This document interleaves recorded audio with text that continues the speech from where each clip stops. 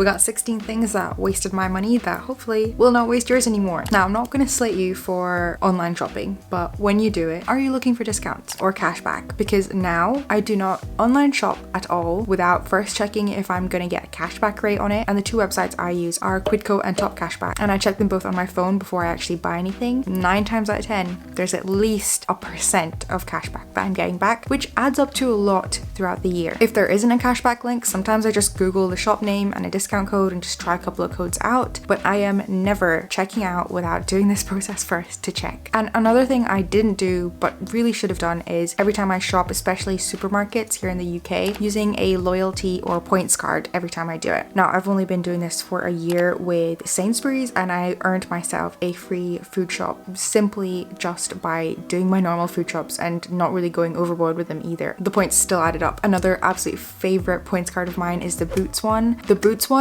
literally earns me a free bottle of Chanel. I've had 2 free Chanel bottles with my Boots Advantage card points, and that's just because I use the card every time I shop without fail and build those points balances up. Buying things when they're on sale just because they're on sale, and I think I've mentioned this a fair few times in a couple of videos, but I used to buy things just because they were 60% off, but I was still paying that 40% to get that thing. There's just no point. It's just a bad habit. Being addicted to sales is an extremely bad habit. And for this reason, I highly advocate for my one and only wish list and operating only off this list. If you have something on a list and it's on sale, it's a double whammy and you're actually getting something you want that you would have paid for anyway with money off. That's the only reason. And then in the same breath of like buying something in a sale, buying something last minute, such a bad habit of mine. I didn't plan for any of my purchases. I didn't plan for social events that I knew were coming up. I knew a big ball was coming up and I did not plan ahead for any kind of related purchases I wanted to make for that, and then ended up having to buy a lot of things last minute, paying full price. And the only way I avoid this now is just making a social calendar and sticking to it. And this doesn't just apply to kind of like social events, it applies to just general life. For example, I planned my food shops now for the weather, so if I know the weather is not going to be great next week, I will buy comfort food in my food shops, so I'm not ordering takeout because I was really stubborn and bought salad stuff all week. And the 5th thing is again in the same kind of vein, and it's impulse buying things on the spot. Planning is going to stop you from impulse buying, and if you're going to make me say it again, my list, it's going to stop you from doing all these things. Number 6 is shopping based on your Instagram saves or your Pinterest boards or just this ideal person that you apparently want to be. You know what I mean by this. I used to do it. I used to buy things I saw on people on Instagram thinking that it would make me look like that person. Not literally, but you know, just be cool. Just don't buy something just because you think it looks good on someone else. It makes no sense. Shop for you right now and also because it's on your list. And the 7th thing is, I think, a thing we all do, and it's shopping based on your hunger levels. I still do this once in a while and it's so dumb. I almost need to buy snacks that fuel me before a food shop so that I am not buying stuff when I am hungry. Such a waste of money. You'll buy your cravings and you'll run out of food in 2 days. Don't do it. The 8th thing is buying disposable or single-use items.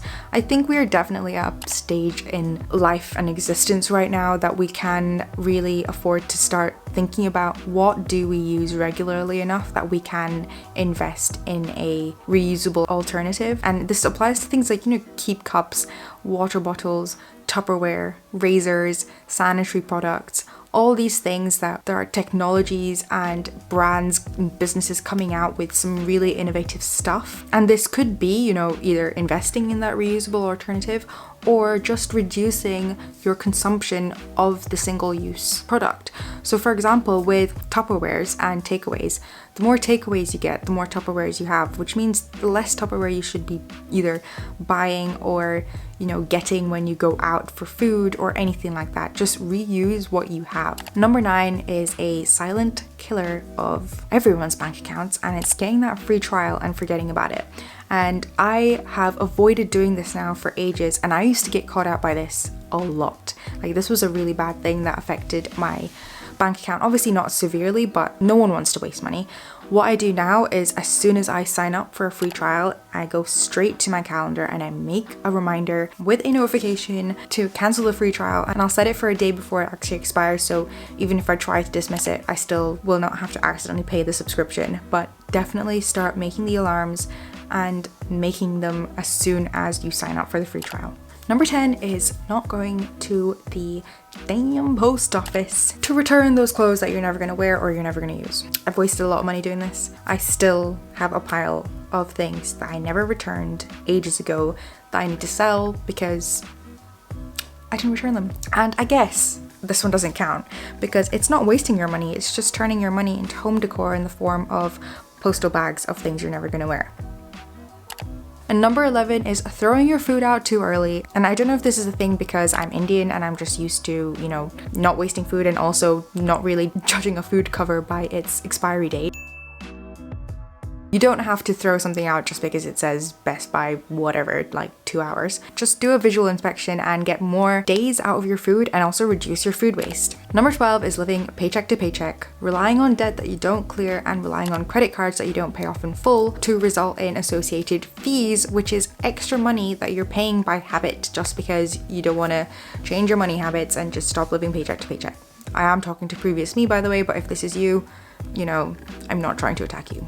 The fees are costing you money in the long run and is literally just money you're paying for nothing. Stop using the credit cards, work on your spending habits, work on getting those lower. They don't have to go from fees to zero. If that's the fear that's stopping you from changing your money habits, just accept that, you know, it's a slow journey to just lowering your spending, you know, month by month until eventually you get to a place where you know what you don't want to spend money on and what you do. Take it from someone who was in debt literally a year ago and has cleared it all with the tips that I talk about. Number 13 is keeping your savings in the same bank account that you get paid in. This one doesn't sound like a big deal, but if you create that separation, that wall of separation where you can't see the money that's being saved, you can't see it to spend it, it's going to change a lot. It's going to change the way you spend. If you don't already do this, I would highly recommend trying this method out for saving. Just opening a new bank account, which most of the time is the hardest step. It's the step that you put off doing because it's just an extra thing you need to do, right? But just do it. Just open this separate bank account. You could even try an online bank, something like Monzo or Starling, so it just, you know, reduces that friction even more.